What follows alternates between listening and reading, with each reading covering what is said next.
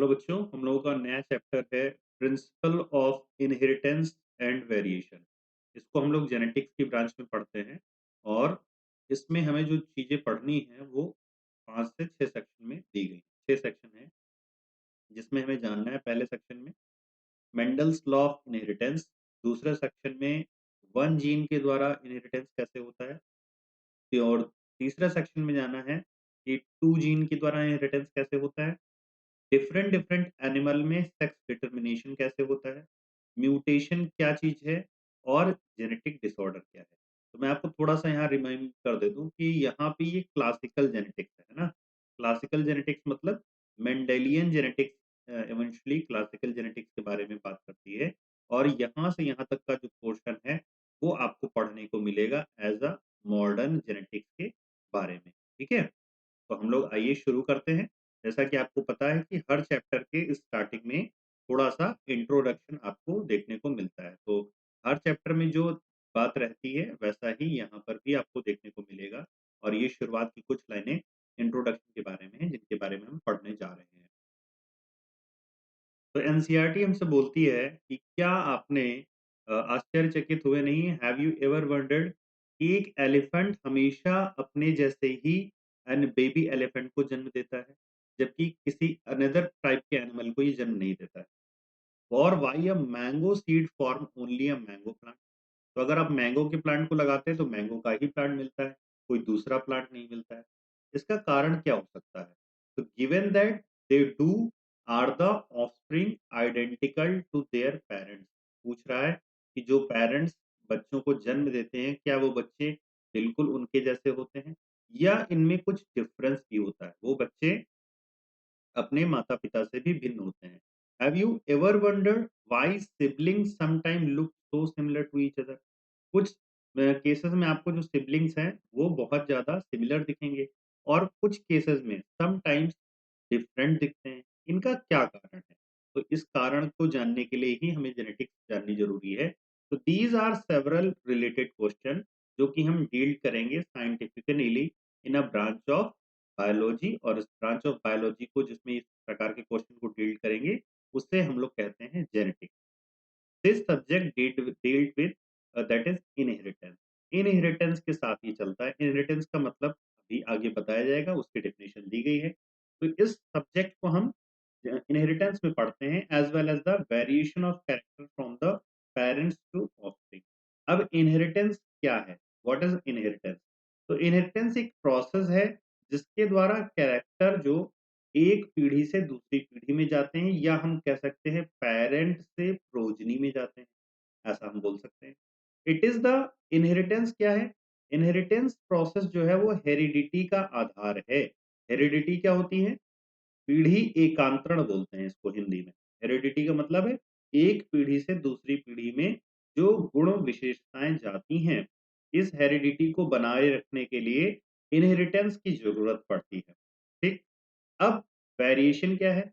Variation is the degree, degree का मतलब amount, तो amount by which progeny differ from their parents.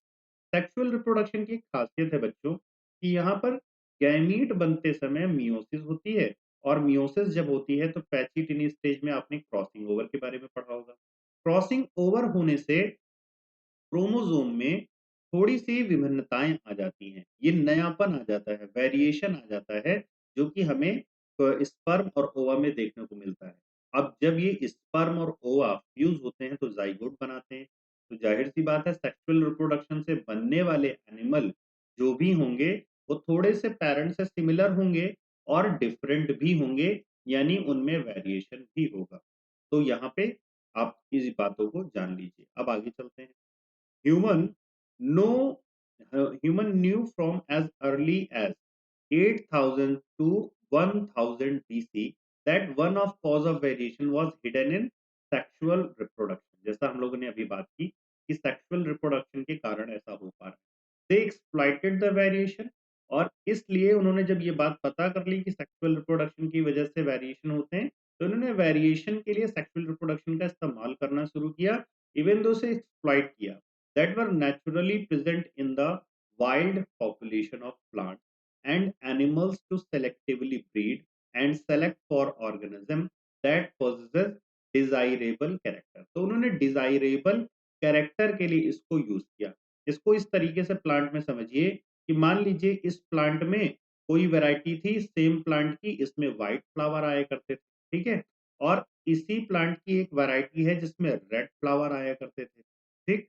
तो किसी व्यक्ति ने दिमाग लगाया कि चलो हम ऐसा कर लेते हैं, इनको क्रॉस करा करके देखते हैं, और इन दोनों को प्लांट को क्रॉस कराया, तो नया प्लांट जो इनके पास नए प्लांट के सीड्स बने उनको इन्होंने ग्रो किया, और ग्रो करके पाया कि ये पिंक कलर का पौधा बन यहाँ पे बन रहा है।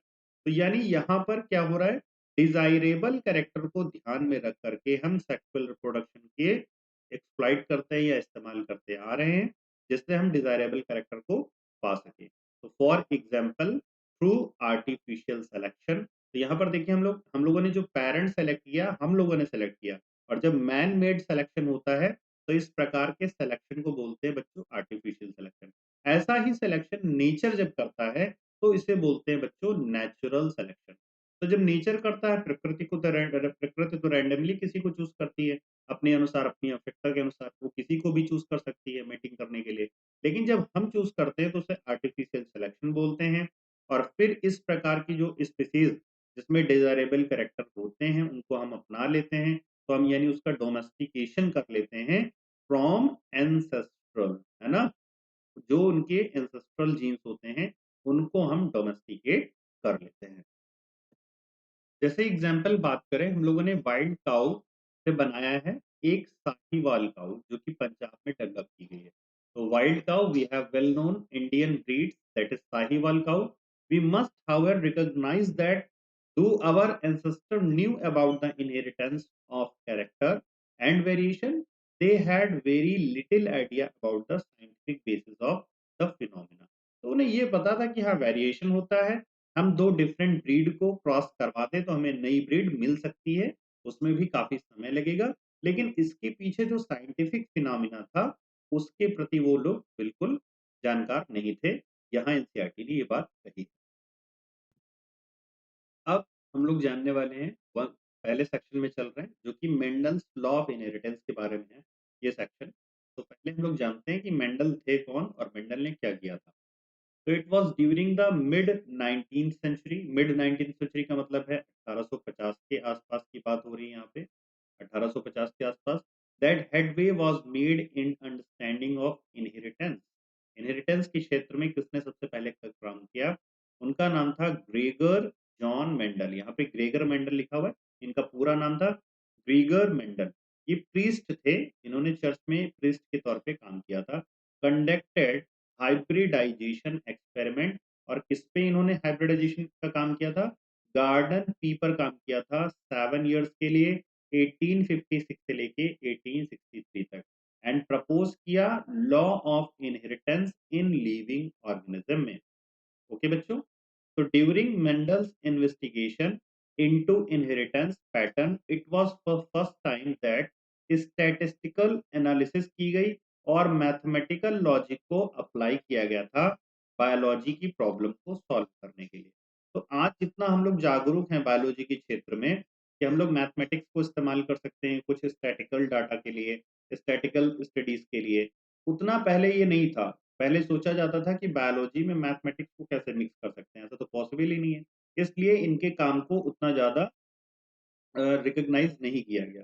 तो his experiment had a large sampling size which have greater credibility to the data that he collected. तो यहाँ से आपका असर्शन रीजन बन करके आ सकता है कि इनके जो एक्सपेरिमेंट थे उसमें लार्ज सैम्पलिंग साइज थी, इसलिए हम कह सकते हैं कि विश्वास करने योग्य इनका डाटा था, ग्रेटर क्रेडिबिलिटी के डाटा पे कही जा सकती है। Also the confirmation of his inferences from experiment on successive generation of his test plant proved that his result pointed to general rule of inheritance rather than being unsubstantiated ideas।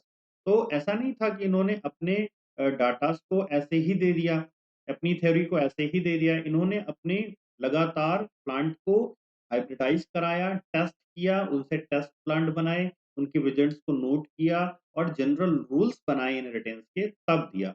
ये कोई ऐसे अनसब्सटेंटिएड data के form में नहीं था। चलिए आगे देखते हैं।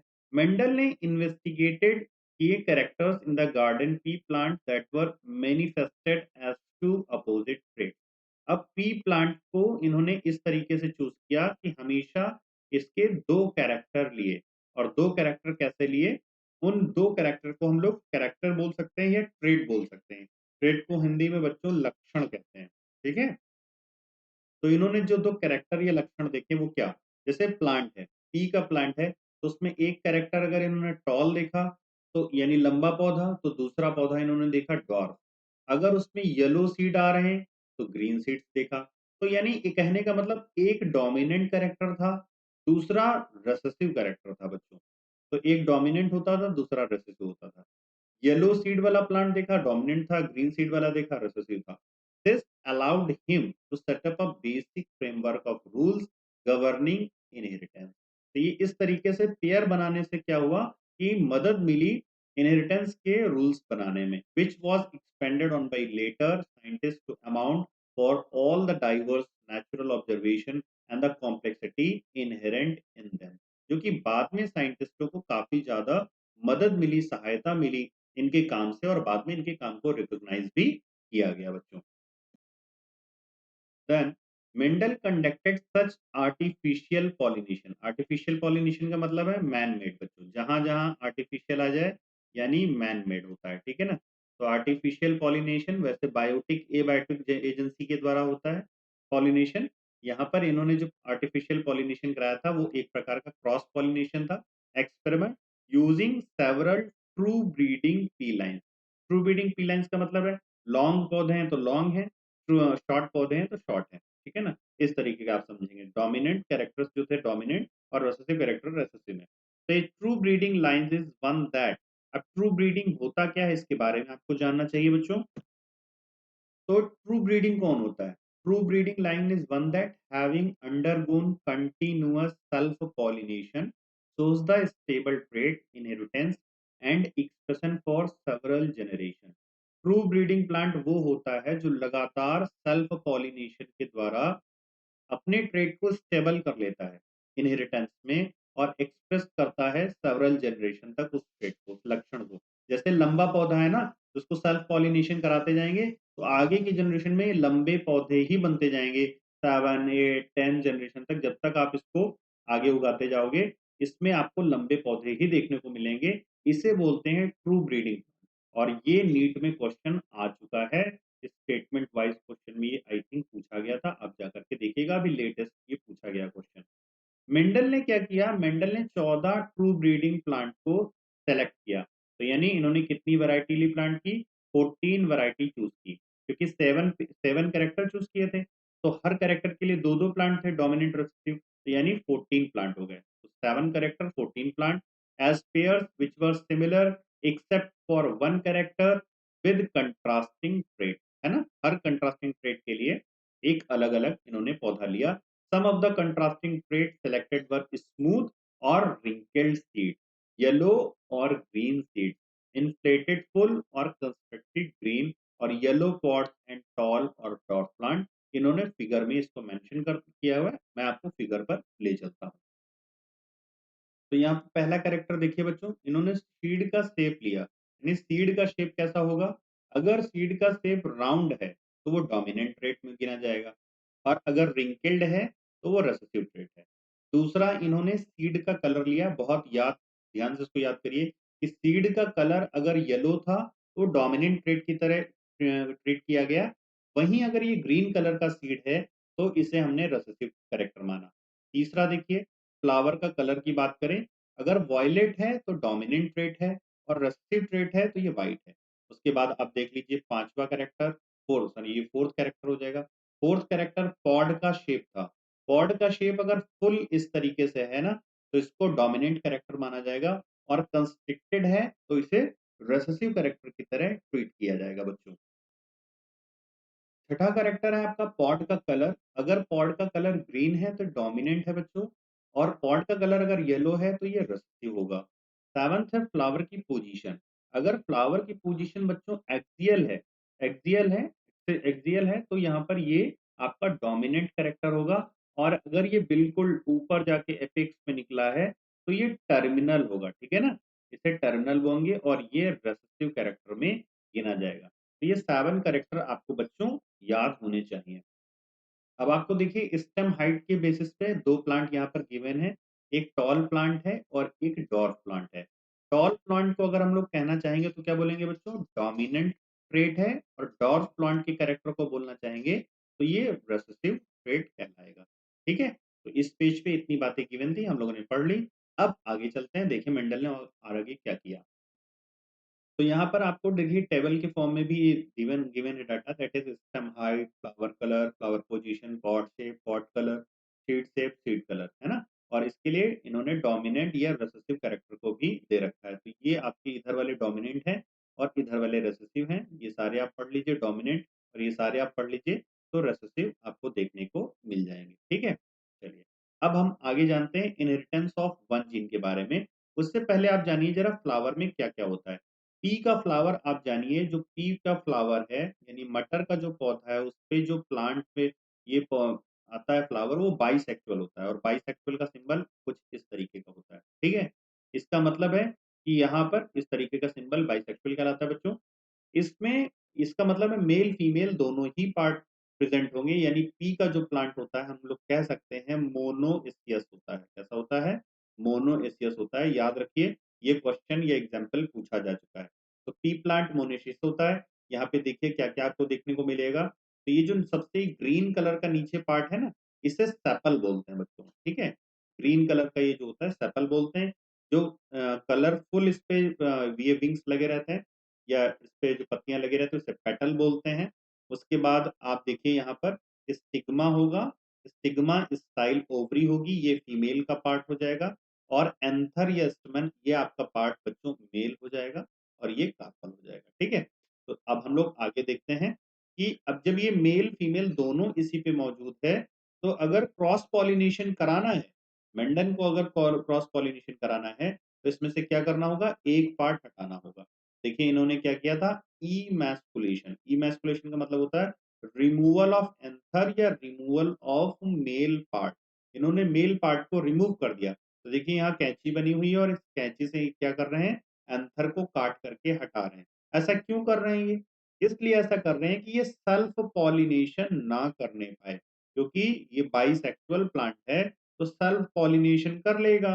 तो सेल्फ पॉलिनेशन कर लेगा तो हमें प्योर लाइन ही मिलते चले जाएंगे। हम चाहते हैं क्रॉस लाइन करके कुछ अपने लॉज को टेस्ट करना, बनाना। उस समय मेंडल जो अपने लॉज बना रहे थे, तो उनको टेस्ट करना था, इसलिए इन्होंने क्या किया? यहाँ से एंथर को काट करके हटा दिया, जिससे सेल्फ पॉलिनेशन ना होने पाए। तो पहले इन्होंने इमैस्कुलेशन किया। इमैस्कुलेशन करने के बाद इस पे पॉलीथीन का ऐसे एक बैग चढ़ा दिया कि कहीं से दूसरे प्लांट से आकर के इस पे एंथर पॉलिन ग्रेन ना आने पाए, जर्मिनेट ना करने पाए।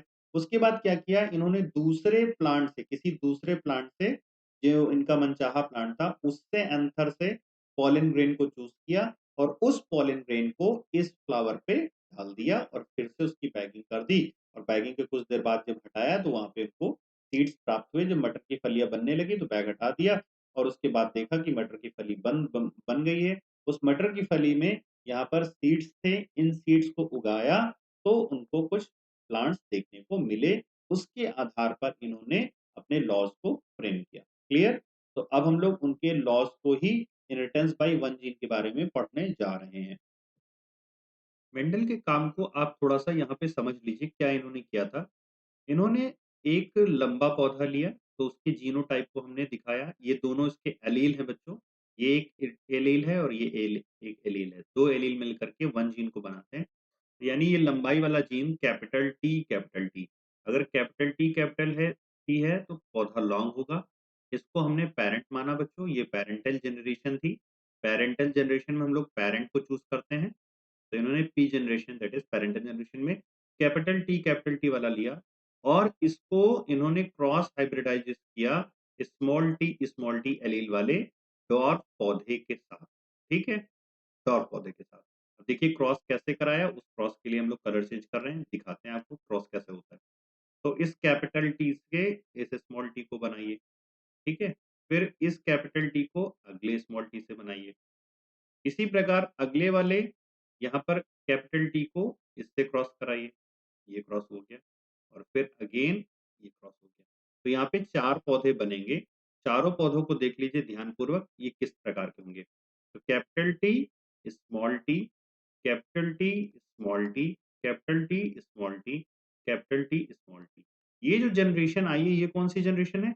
इसे बोलेंगे फ़िलियल फर्स्ट जनरेशन या F1 जनरेशन के नाम पे हम लोग जानते हैं।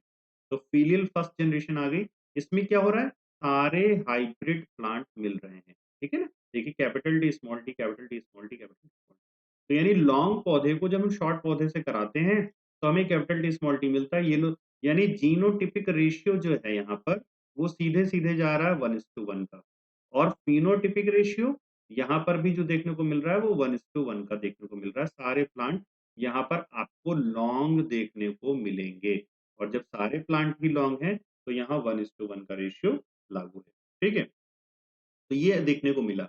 अब एक बात और, हमने यहाँ पर देख लिया कि P1 जनरेशन में इस तरीके है। अब हम P2 जनरेशन में इसका टेस्ट क्रॉस करके देखते हैं। टेस्ट क्रॉस का मतलब है कि ये जो हमारे पास पौधे आए हैं, ये प्योर लाइन है, ये हाइब्रिड है, ये कैसे पता चलेगा? इसके लिए मेंडल ने बहुत अच्छा किया कि यहाँ पर अपने पौधे को लिया यानी कैपिटल टी स्मॉल टी और इसको वन ऑफ द पेरेंट यानी स्मॉल टी से क्रॉस करवा दिया। तो ये एक प्रकार का बैक क्रॉस था, लेकिन अगर हम लोग इसको करते हैं बच्चों रेसेसिव पेरेंट के साथ तो इसी बैक क्रॉस का नाम होता है टेस्ट क्रॉस। तो अब यहाँ पे देखिए प्लांट को हम लोग बनाने जा रहे हैं। तो एक कैपिटल टी स्मॉल टी बना, फिर कैपिटल टी स्मॉल टी बना, फिर स्मॉल टी बना और फिर स्मॉल टी बना। यानी यहाँ रेशियो देखिए, अगर हम लोग जीनोटिपिक रेशियो की बात करते हैं, तो यहाँ जीनोटिपिक रेशियो देखने को मिलता है, ये रहा आपका 2 पौधे लंबे और 2 पौधे शॉर्ट। तो 2 पौधे जो ये शॉर्ट आए, ये इसीलिए आए क्योंकि स्मॉल टी इन पौधों में मौजूद था। स्मॉल टी एलील अगर इन पौधों में ना मौजूद होता, तो ये शॉर्ट पौधे ना मिलते। इससे पता चलता क्या है? इससे पता चलता है कि कैपिटल टी स्मॉल टी पर डोमिनेंट है। यानी कैपिटल टी स्मॉल टी साथ में होगा तो पौधा जरूर हमेशा और हमेशा कैसा होगा? लॉन्ग होगा। तो इन्होंने लॉ ऑफ डोमिनेंस को इससे प्रूव किया था। क्लियर है बच्चों?